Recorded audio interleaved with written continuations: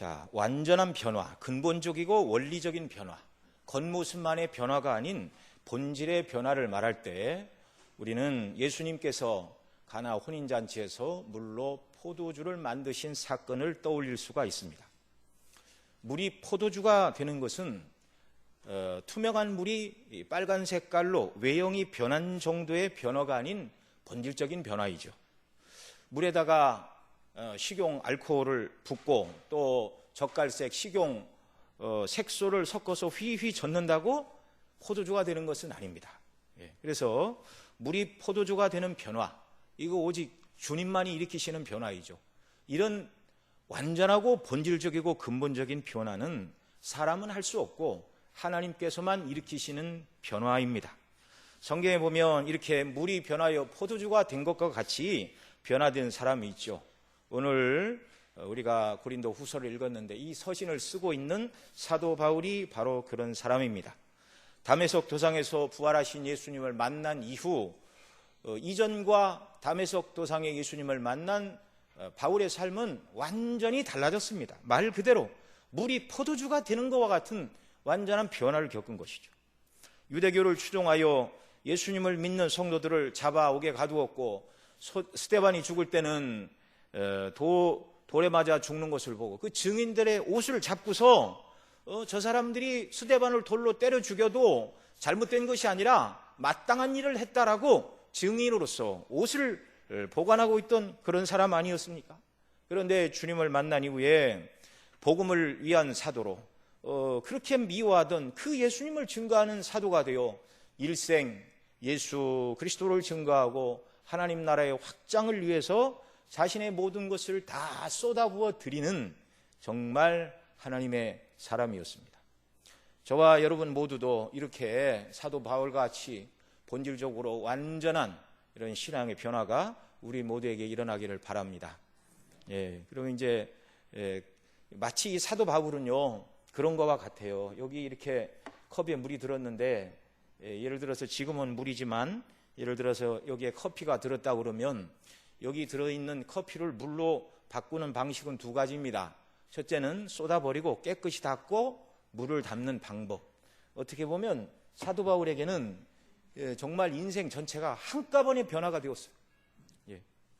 잔에 있는 물을 버리고 새 물을 담는 것과 같이 잔에 있는 물을 버리고 포도주를 담는 것과 같이 이 변화가 일시적으로 하나님의 능력 가운데 사도 바울에게는 일어났다는 것입니다. 저와 여러분도 그런 은혜를 사모하시기를 바랍니다. 정말 다메섹 도상에서 부활하신 주님이 바울을 만나주신 것처럼 나에게도 주님이 좀 그렇게 찾아와 주시면 하루아침에 완전히 딴 사람이 좀 되었으면 좋겠다.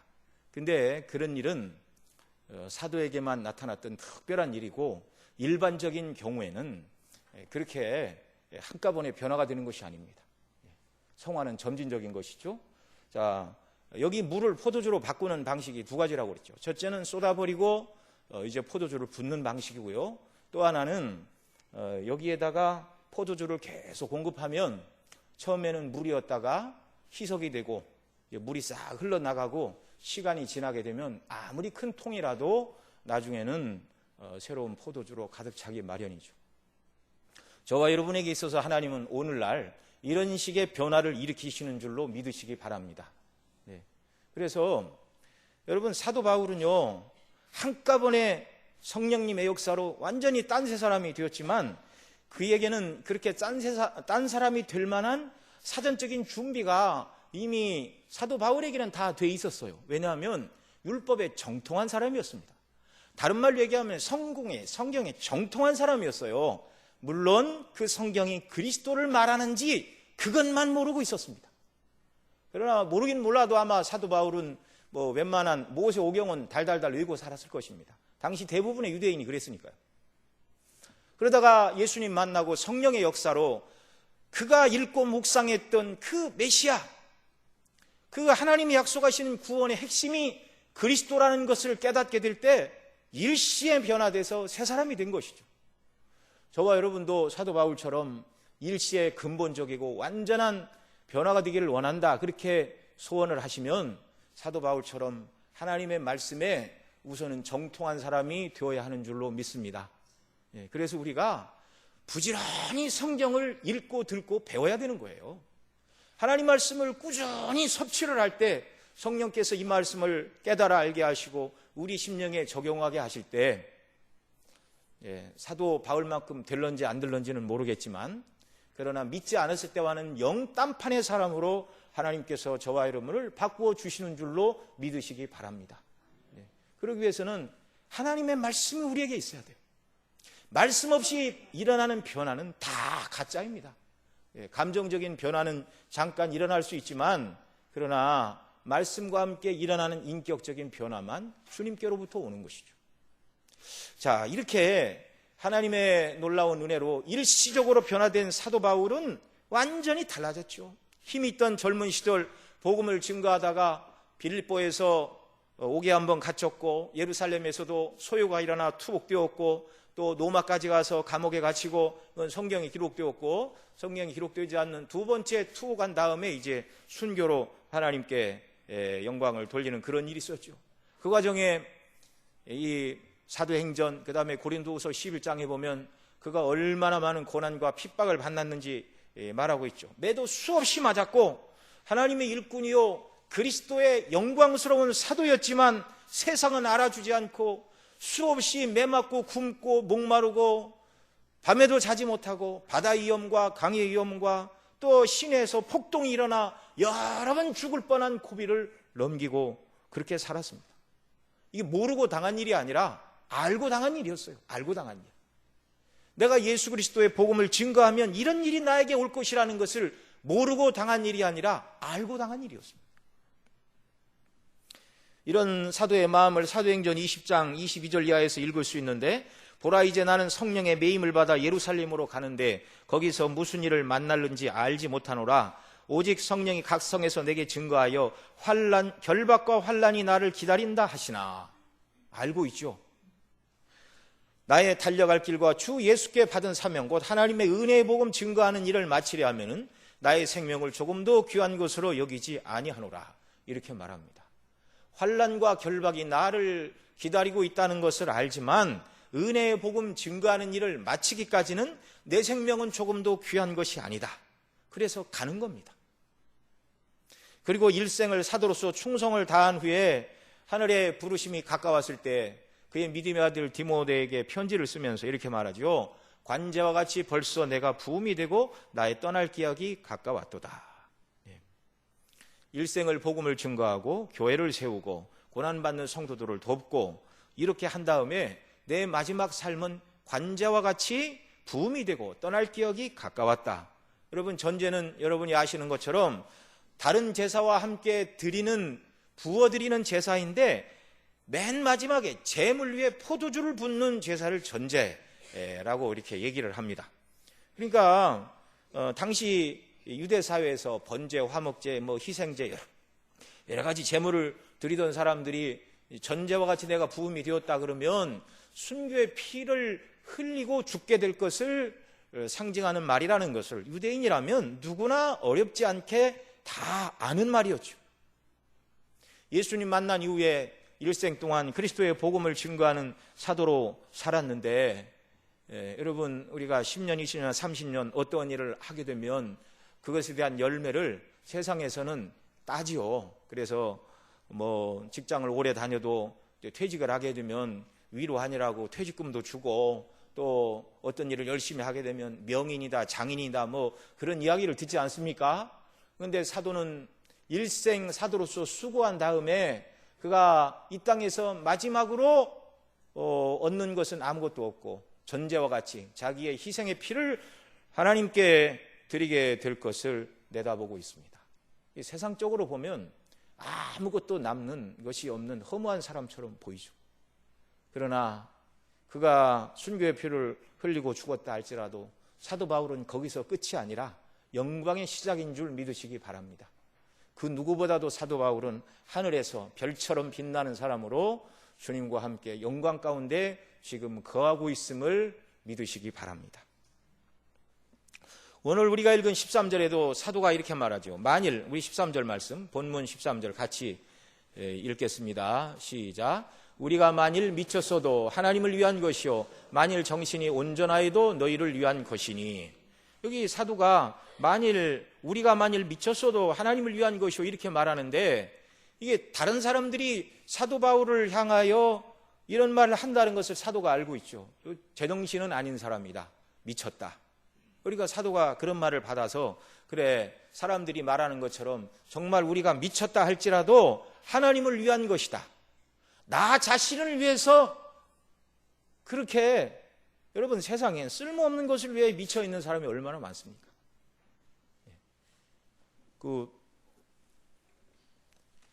요즘 포켓몬 고라는 무슨 게임이 있답니다. 어느 지역을 가면 뭘 잡는데요, 신문에 봤더니 직장을 그만두고 그거 잡으러 다니는 사람들이 있다고 그러대요. 우리나라는 속초에서 서비스가 된다고 그러는데, 그런 사람들을 보고 우리가 흔히 하는 말이 있죠. 미쳐도 곱게 미쳐야 된다고. 아니, 직장 그만두고 그걸 잡으러 다녀서 뭘 어쩌겠다는 겁니까?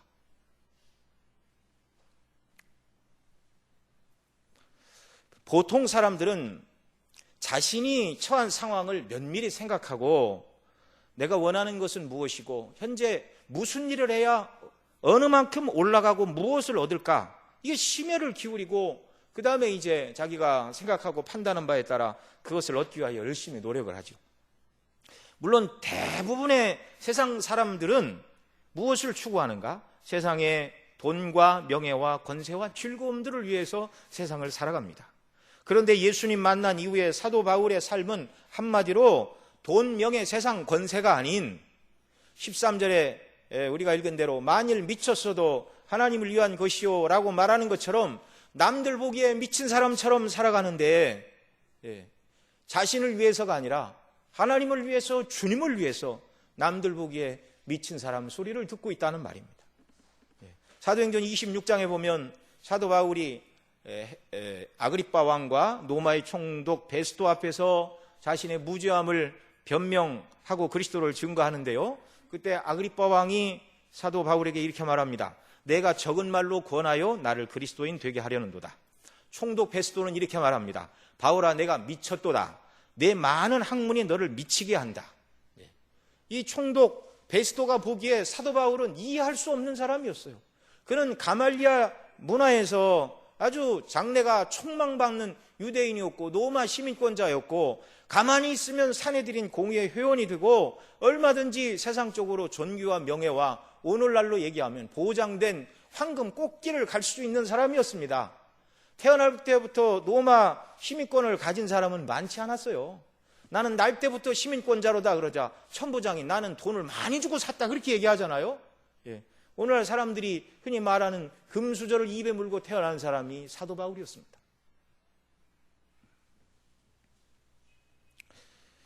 그런데 사도 바울이 세상 사람들이 추구하는 세상에 속한 명예와 권세와 물질이 아닌 하나님을 위하여 자기 자신을 다 드리고 미쳤다는 소리를 듣고 있죠.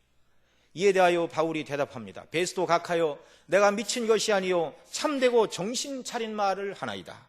아그리빠 왕을 향하여는 이렇게 말합니다. 말이 많으나 적으나 당신뿐 아니라 오늘 내 말을 듣는 모든 사람도 다 이렇게 내가 결박당한 것 이외에는 나와 같이 되기를 원합니다. 나와 같이 복음의 영광에 충만하고 그 복음에 붙들려 정말 세상 사람들이 볼 때 정상은 아니다, 미쳤다라는 소리를 들을 정도로 복음의 은혜와 영광을 깨닫는 사람이 되기를 바랍니다. 이렇게 권면하고 있습니다. 표현이 부드럽거나 세련 것은 아니나 성경에 있는 표현대로 하다 보니 베스토가 바울을 미쳤다고 그러고, 바울도 세상 사람들이 자기를 볼 때 미쳤다고 말하니까 우리가 만일 미쳤어도라고 이 표현을 쓰고 있죠. 제가 너무 격한 단어를 쓰는 게 아니라 성경에 있는 대로 지금 표현하는 것입니다. 좀 부드럽게 말을 바꾸자면 예수 그리스도와 그의 십자가에 못 박히신 복음의 말씀에 완전히 사로잡혀서 그리스도 이외에, 복음 이외에는 다른 것이 어느 것도 눈에 들어오지도 않고 보이지도 않는 사람이 바로 이 사도 바울이었다는 말입니다. 우리가 읽은 대로 13절에서 만일 우리가 미쳤어도 하나님을 위한 것이요 이렇게 말하고요, 15절 하반절에서도 저희를 대신하여 죽었다가 다시 사신 자를 위하여 살려 하랍니다. 사도 바울의 삶은 하나님을 위한 삶, 우리를 위하여 죽었다가 다시 사신 분, 예수 그리스도를 말하죠. 그리스도를 위한 삶,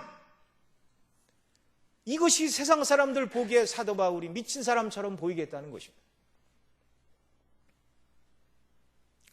말씀드린 대로 이 과정에서 하나님의 영광을 위하여, 그리스도를 위하여 살아가는 삶 속에서 동족에게, 로마인들에게 많은 박해와 고난을 받았고, 유대인의 법에 따라 40에 하나 감한 매를 5번 맞았고, 로마의 형벌인 태장을 3번 맞았고, 이고니원에서는 돌에 맞아 거반 죽은 줄 알고 사람들이 내다 버렸는데 다음날 툴툴 털고 일어나 또 가서 복음을 전합니다. 옥에 갇히고 추운 노마 지하 감옥에 헐벗고 배고프고 수많은 생명의 유혹과 고초를 많이 당하였습니다. 그러나 한 번만 그렇게 한 것이 아니고 절대 포기하거나 물러서지 않았습니다. 여러 번 죽을 뻔했지만 그러나 다시 일어났죠. 왜이죠? 자신의 남은 생명이 하나님을 위하여, 그리스도를 위하여, 그 다음에 이 땅에 남겨진 교회를 위하여 하나님께서 자기를 부르셨다는 사실을 깨달았기 때문입니다.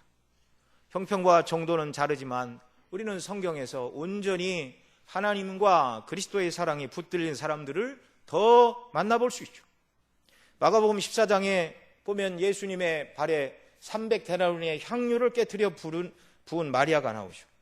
요한복음 12장에서도 같은 사건을 기록하고 있는데, 가룟 유다를 비롯한 다른 제자들, 또 그와 함께 있던 많은 사람들이 예수님께 300데나리온의 향유를 부어드리니까 그것을 허비라고 말했습니다. 왜 낭비하느냐? 비싼 값에 팔아 차라리 가난한 자들에게 줄 것이지, 그것은 낭비이다. 그러나 주님은 그 여인의 일을 칭찬하셨죠. 가만두어라. 너희가 어찌하여 저를 괴롭게 하느냐? 저가 내게 좋은 일을 하였느니라. 가난한 자들은 항상 너희와 함께 있으니 아무 때라도 원하는 대로 도울 수 있거니와 나는 너희와 함께 있지 아니하니라. 저가 힘을 다하여 내 몸에 향유를 부어 내 장사를 미리 준비하였느니라. 내가 진실로 너에게 이르노니 온 천하에 어디서든지 복음이 전파되는 곳에는 이 여자의 행한 일도 말하여 저를 기념하라. 마리아의 행한 일이 복음에 합당한 일이라고 주님이 칭찬해 주셨습니다. 그러면 되는 줄로 믿으시기 바랍니다. 우리의 삶이 세상 사람들 보기에 어떠하든지 우리의 이 모든 삶을 통하여 하나님의 이름이 높아지고 주님이 영광을 받으시고 복음이 광포된다면 그러면 된 것이라는 말입니다.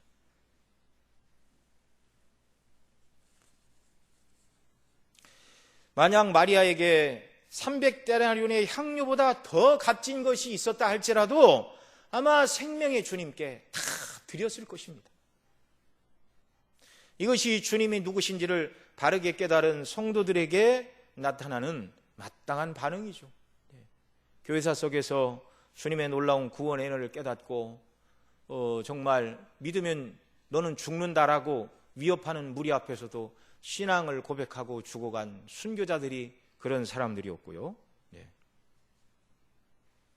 구약의 다윗은 하나님께서 그를 왕으로 세워주신 이후 하나님의 복락 가운데 땅도 넓어지고 나라도 강성해지고 백성도 늘어나고 또 교육도 잘해서 은과 금을 이렇게 은을 돌멩이처럼 흔하게 여기는 엄청난 부를 축적해 놓았습니다.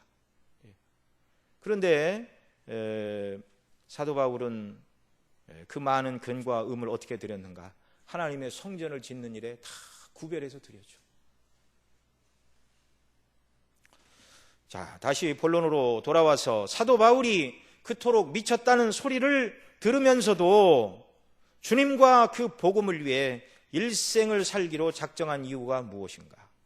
오늘 본문 14절에서 사도 바울이 주님을 위하여, 복음을 위하여 미쳤다는 소리를 듣고 온갖 어려움을 감내하면서 살아간 원리를 우리가 발견할 수 있는데요. 고린도후서 5장 14절 말씀 같이 읽습니다.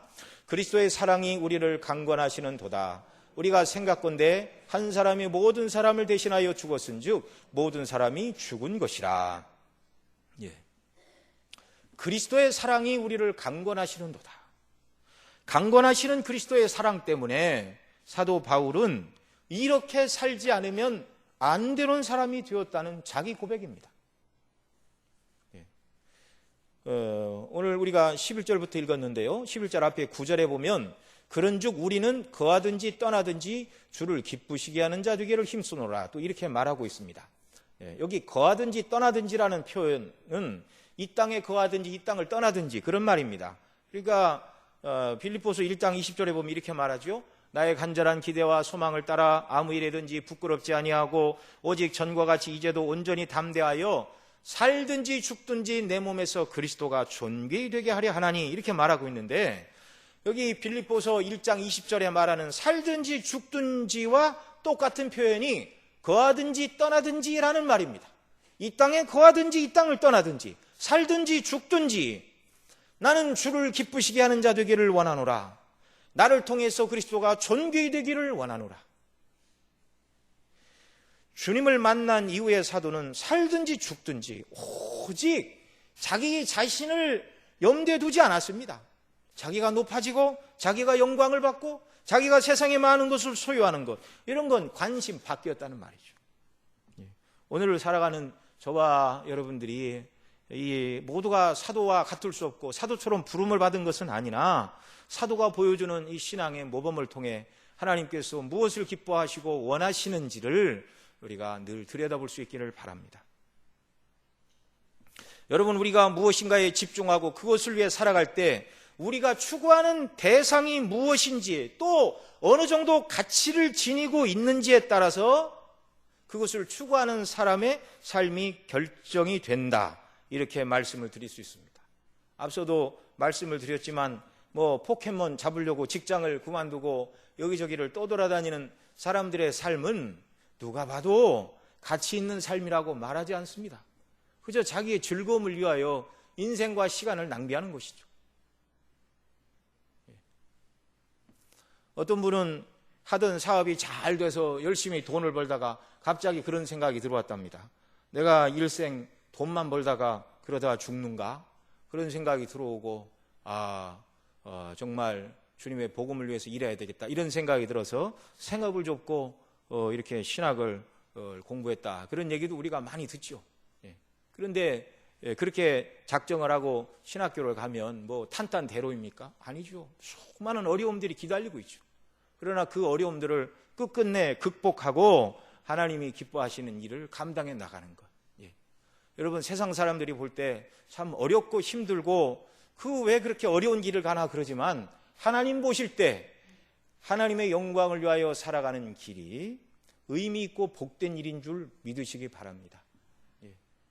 우리가 다 주의 종이 되어야 된다는 걸 말씀을 드리는 게 아니라 우리에게 주신 생업 가운데 열심히 일을 하되, 열심히 일하지만 직장이나 직업이나 또 회사나 또 무슨 물질이나 그것 자체가 목적이 아닌 그것을 방편 삼아 주님이 기뻐하시는 일들을 감당하는 저와 여러분 모두가 될 수 있기를 바랍니다.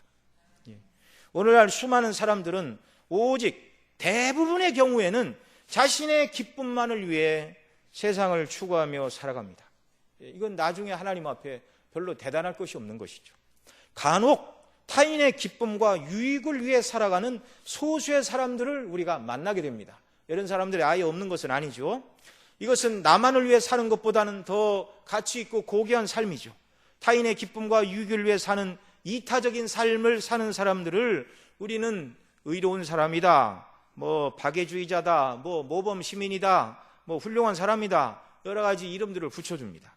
그러나 타인의 유익을 위해서 살아가는 이 이타적인 삶도 성경에 비추어 보면 최고의 삶은 아닙니다. 어떤 사람은 민족을 위해서, 나라를 위해서 자기 목숨을 버리는 애국지사, 순국열사, 나라 입장에서는 대단하지만 하나님의 가치에 봐서는 그게 그렇게 대단한 것은 아닙니다. 성경에 비추어 볼 때 하나님께서 보실 때 최고의 삶, 최고의 가치를 지닌 삶은 바로 창조와 통치와 구원과 심판의 하나님 중심으로 그 하나님의 뜻을 따라 하나님이 기뻐하시는 이 일을 행하는 삶인 줄 믿으시기 바랍니다. 그런 삶을 살기 위하여 오늘도 주일에 저와 여러분이 다른 데 가지 않고 주님의 존전에 모여서 예배드리고 말씀을 듣고, 말씀이 있어야 우리가 하나님 뜻을 분별하며 이 땅을 살아갈 수가 있죠. 그래서 모인 저와 여러분들에게 하나님께서 더더욱 큰 은혜와 영적인 변화를 허락해 주시기를 바랍니다. 자, 사도 바울이 주님을 기쁘시게 하는 자가 되기 위해 힘쓴 이유는 하나님께서 이 땅에서 믿음을 따라 행한 대로 천국에서 갚아주실 것이라는 상급을 바라보는 믿음도 분명히 있었습니다. 그 성경이 가르치니까 상급 바라보고 충성을 다하나? 상급 바라보고 충성을 다해야 됩니다. 충성을 다하는 자들에게 주님께서는 좋은 곳으로 갚아주신다고 약속하고 계십니다. 그러나 그보다 더 먼저, 그보다 더 근본적으로는 그가 살든지 죽든지 거하든지 떠나든지 주를 기쁘시게 하기를 원하노라. 나를 통하여 그리스도가 존귀 되기를 원하노라. 그렇게 말하고 있는 것은 오늘 우리가 읽은 14절 상반절에 있는 말씀처럼 그리스도의 사랑이 사도 바울을 강권했기 때문입니다. 그리스도의 강권하시는 사랑이 그를 그런 사람으로 바꿔놓았다는 말이죠. 일반적으로 강권하다는 말은 억지로 부추기어 무리하게 권한다라는 말뜻을 가지고 있습니다. 무슨 일을 행하려는 생각도 의도도 없는데 자꾸 하라고 그래서 어쩔 수 없이 강요에 의해서 무엇을 한다. 그런 말이 일반적으로는 강권한다는 말이죠. 그러나 그리스도의 강권은 그런 강권이 아닙니다. 어떤 강권이요? 그리스도의 사랑이 우리를 강권하시는도다. 하기 싫은 일을 억지로 울면서 하도록 강제력을 동원하는 강권이 아니라, 총칼로 위협하는 강권이 아니라 사랑으로서 그렇게 하지 않으면 안 되게끔 바꿔주시는 강권. 완전히 다른 거죠. 만일 내가 그 일을 하지 않으면 건강상, 재정상 또는 가족이나 내 영혼에 중대한 해가 일어날 것이라는 협박 때문에 사도 바울이 복음을 위해, 주님을 위해 일생을 헌신하고 고통스러운 삶을 살아가는 것이 아니란 말입니다. 이와 정반대이죠. 그리스도의 사랑이 강권하신다는 말은 그리스도께서 베풀어 주신 은혜와 사랑이 너무나 크고 존귀하고 그 사랑의 혜택을 받는 나에게 임하는 복이 너무나 크다는 것을 깨달았기 때문에 가만히 있을 수가 없는 것입니다. 주님이 어떤 일을 하고 무엇을 위해 살라고 굳이 말씀하지 않으셔도 그 사랑을 참으로 깨닫게 될 때 자연스럽게 우리의 생각은 주님께 집중하게 되고 우리의 모든 시간도 주님이 기뻐하시는 일을 위해 드리게 되는 것이죠. 하나님의 성령의 역사로 저와 여러분이 더더욱 이런 사람들로 변화되어 가기를 바랍니다. 자, 바울 사도는 그러면 무엇이 그로 하여금 강권하시는 그리스도의 사랑, 그리스도의 사랑이 강권하시는도다. 이 사도가 말하는 이 그리스도의 사랑 때문에 나는 살든지 죽든지 주를 기쁘시게 하는 자 되기를 힘쓰노라. 미쳤다는 소리를 듣든지 어쨌든지 나는 복음을 증거하는 사람으로 살기를 원하노라. 그렇게 말하는 이유는 그리스도의 사랑이 그를 강권했기 때문인데, 그가 깨달은 그리스도의 사랑이 무엇인가 14절 하반절부터 계속 말하죠. 자, 뭐라고 그럽니까? 14절. 자, 그리스도의 사랑이 우리를 강권하시는도다. 그 뒤에 같이 읽습니다. 우리가 생각건대 한 사람이 모든 사람을 대신하여 죽었은즉 모든 사람이 죽은 것이라. 15절. 저가 모든 사람을 대신하여 죽으심은 산자들로 하여금 다시는 저희 자신을 위하여 살지 않고 오직 저희를 대신하여 죽었다가 다시 사신 자를 위하여 살게 하려 함이니라. 아멘. 사도가 깨달은 그리스도의 사랑은 바로 이것이었습니다. 우리가 생각한데 한 사람이 모든 사람을 대신하여 죽었은즉 모든 사람이 죽은 것이라. 여기 말하는 한 사람은 예수 그리스도이고 모든 사람은 택한 백성을 말하는 것이죠. 십자가의 대속의 사랑과 구원에서 사도 바울은 강권하시는 그리스도의 사랑을 깨달았습니다. 우리가 늘 들어서 아는 말이지만 한 분 예수 그리스도께서 저와 여러분의 죄와 허물을 대신해서 십자가에서 죽으심으로 우리에게 내려져야 될 하나님의 모든 진노와 저주를 예수님이 대신 받으셨다는 사실입니다. 예수님은 태어나서 한 번도 죄를 지으신 일이 없고 죽으시기까지 율법의 요구에 완전히 순응하시어 하나님께서 저와 여러분에게 요구하시는 율법의 모든 요구를 예수님이 다 이루셨습니다. 또 죄가 없고 흠없는 그 의로우신 분이 저와 여러분의 죄를 위하여 하나님의 진노 앞에 우리의 죄를 위한 대속의 제물로 자기를 내어놓으시고 대신 우리의 죄값을 위해서 죽으신 것이죠. 한 사람 예수님께서 죽으셨지만 그 예수님이 참 사람이요 동시에 참 하나님이셨기에 택한 백성들의 모든 죄를 다 담당하시고도 남음이 있다는 사실입니다. 예수님의 죽으심으로 인해서 사도 바울 또 저와 여러분에게 내려져야 될 모든 하나님의 진노와 형벌이 그리스도에게로 옮겨갔다는 것입니다. 사도에게는 이것을 깨닫자 이거보다 더 큰 은혜가 없고 이거보다 더 큰 사건이 없다는 것을 그가 깨달은 것이죠. 그래서 15절에서 이렇게 고백합니다. 저가 모든 사람을 대신하여 죽으심은 산 자들로, 한 분이 죽으셨다가 우리가 다시 살았다. 14절에서 그렇게 말하죠. 그러니 저가 모든 사람을 대신하여 죽으심은 산 자들로 하여금 예수님 안에서 다시 산 자, 거듭난 저와 여러분을 말하는 것이죠. 산 자들로 하여금 다시는 저희 자신을 위하여 살지 않고, 그러니 여러분 이 고백이 사도 바울 한 사람의 고백이 아니라 예수님 안에 있는 모든 사람이 이래야 된다는 사실을 기억하시기 바랍니다. 사도는 특별한 사람이니까 그렇게 살았지 그렇게 말할 수 없어요. 왜요? 주님의 말씀이 이렇게 말하잖아요. 저가 모든 사람을 대신하여 죽으심은 산자들로 하여금 다시는 저희 자신을 위하여 살지 않고 오직 저희를 대신하여 죽었다가 다시 사신 자, 그분이 누굽니까? 예수 그리스도. 예수 그리스도를 위하여 살게 하려 하십니다. 이 놀라운 그리스도의 사랑을 깨닫자 이 사랑이 사도로 하여금 가만히 있게 만들지를 않았습니다. 수없이 많은 핍박과 죽음의 고비를 넘기면서도 계속해서 주님을 위하여 살았는데, 여러분 사도 바울이 주님을 위하여 산다고 말할 때, 주님의 이름이 전귀게 된다고 말할 때 그냥 골방에 앉아 기도만 하지 않았습니다. 교회에 모여 찬송만 드리지 않았습니다. 여러분 사도가 그 수많은 핍박과 고난과 죽음의 위협을 감당했던 이유가 무엇이죠? 예수가 그리스도라고 증거했기 때문에.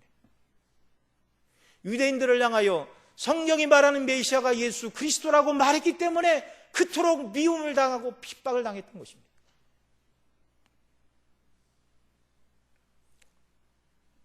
그리스도의 대속의 은혜를 깨달은 사도 바울은요, 내가 예수님 믿음으로 죄 문제가 해결되고 하나님의 자녀가 되었고 천국에서 영생을 누리게 되었구나, 참으로 기쁘고 행복하다, 그렇게 혼자만 생각하고 혼자 찬성하고 혼자 기도하고 혼자 말씀대로 순종하고 끝내지 않았습니다. 어떻게 했다고요? 이 복음을 증거하기 위하여 목숨을 걸었다고.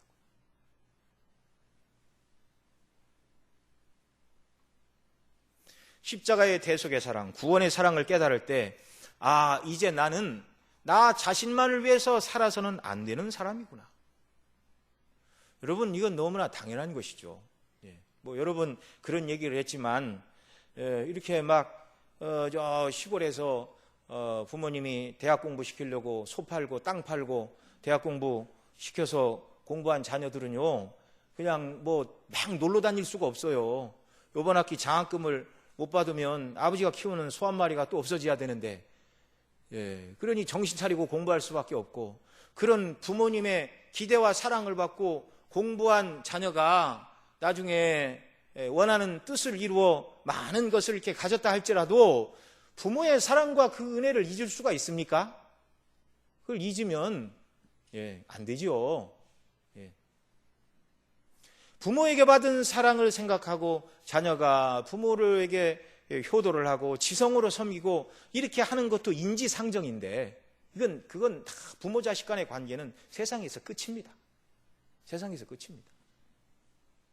이 땅에서 부부가 만나 서로 이렇게 서로 살아가고 희락하며 이 땅을 살아가지만 부부관계도 이 땅에서 끝인 줄 믿으시기 바랍니다. 주님이 천국에서는 시집가고 장가가고 그런 거 없다 말씀해 주셨잖아요. 그러나 우리를 구원하신 그리스도의 놀라운 대속의 은혜와 이 사랑은 이 세상뿐만 아니라 영원토록 영원무궁토록 우리를 하나님 앞에 의로운 자로 하나님의 자녀로 천국에서 상급을 받은 자들로 영원토록 우리를 세워주시는 이 놀라운 은혜입니다. 이 사랑을 받았으니 사도 바울은 이제 나는 나 자신만을 위해서 살 수 없는 사람이구나, 주님이 나를 대신하여 죽으시고 구원해 주셨으니 이제 나의 남은 삶은 나를 위하여 죽으셨다가 다시 사신 그분을 위하여 드려야 되는구나. 이걸 깨닫고 모든 성도들에게 이와 같은 삶을 살아야 된다고 권면하고 있는 것이죠.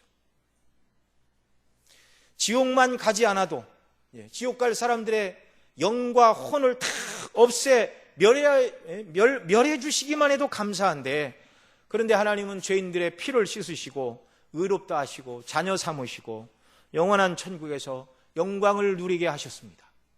여러분, 이것이 가장 큰 복락이고 머지않은 장래에 저와 여러분이 이 영광스러운 복락을 하늘에서 누리는 날이 멀지 않은 줄로 믿으시기 바랍니다. 뭐 길어야 100년이에요. 아무리 어린 사람들도.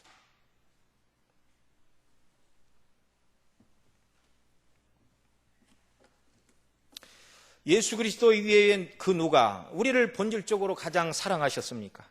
그리스도 밖에 있는 자들은 죄 때문에 늘 불안하고 평안이 없고 영혼을 구원하는 참된 사랑을 받은 적이 없기에 늘 사랑에 굶주려 있고, 하나님이 천지만물을 지으신 하나님이 내 아버지라는 확신이 없으니까 모든 생활 속에서 불안한 것뿐입니다.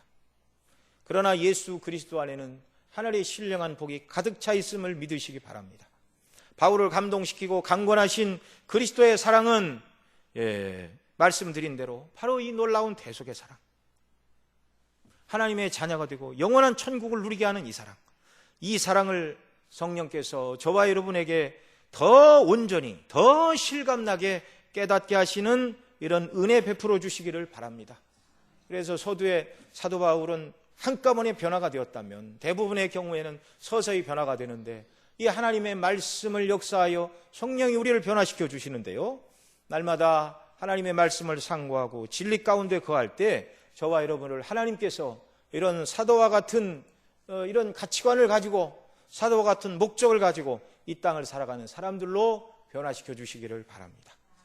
자, 사도는 이런 변화된 세 사람의 모습을 17절에서는 뭐라고 그러죠? 17절 같이 읽습니다.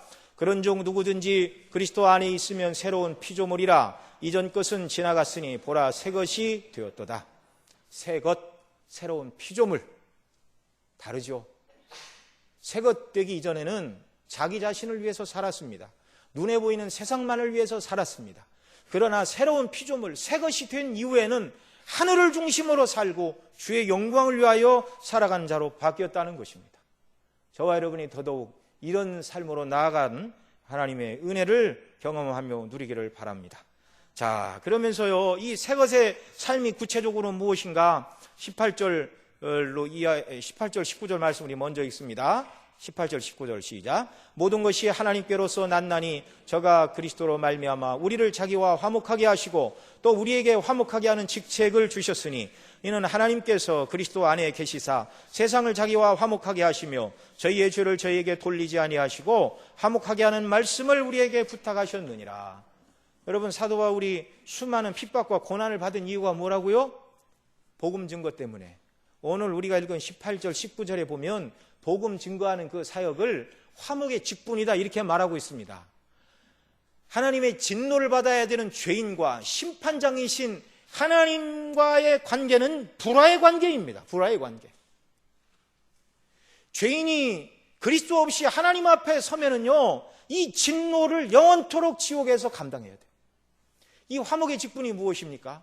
재판장 되시는, 죄에 대하여 분노하시는 하나님 앞에 죄인들을 데리고 가, 이들이 죄인이지만 이들이 예수님을 소개하고 이들이 예수님을 믿음으로 말미암아 나는 죄인이지만 나의 모든 죄가 그리스도로 말미암아 씻음 바 되었고 용서되음을 믿습니다라고 하나님 앞에 신앙을 고백하게 될 때 이 하나님과 죄인 사이에 불화한 이 사이를 복음으로 화목하게 한다라는 의미에서 화목의 직분을 받았다. 다른 말로 얘기하면 복음을 증거하는 것, 이것이 화목의 직분이다. 이렇게 말하고 있습니다.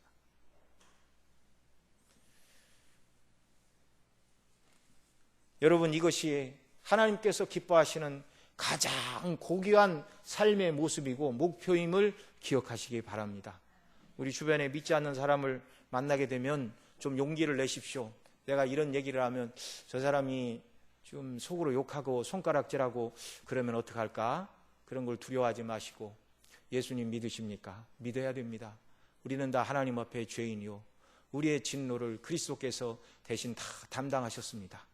믿고 안 믿고는 이제 그 사람에게 달린 문제이고 전하고 안 전하고는 저와 여러분에게 달린 문제인 줄 믿으시기 바랍니다. 택한 백성이라면 우리가 복음을 증거할 때 하나님께서 저와 여러분의 증거하는 말을 통하여 강박한 그들의 마음을 녹여주시고 움직여주시고 그래서 그들도 우리처럼 예수님 만나 죄사함의 은혜를 깨닫고 인생과 삶이 가치관이 변하여 옛것이 아닌 새것의 삶, 의미 없는 세상을 추구하는 삶이 아니라 하늘의 영광의 그 복락을 바라보면서 살아가는 복된 사람들이 되어진다면 얼마나 하나님 기뻐하시고 영광을 받으시겠습니까? 이런 놀라운 은혜, 정말 십자가에 강권하시는 사랑이 저와 여러분으로 하여금 하나님의 말씀에 순종하고 복음을 증거하는 일에 열심을 내는 사람들로 우리 모두를 다 변화시켜 주시고 바꾸어 주시고 새롭게 하여 주시기를 바랍니다. 기도하시겠습니다.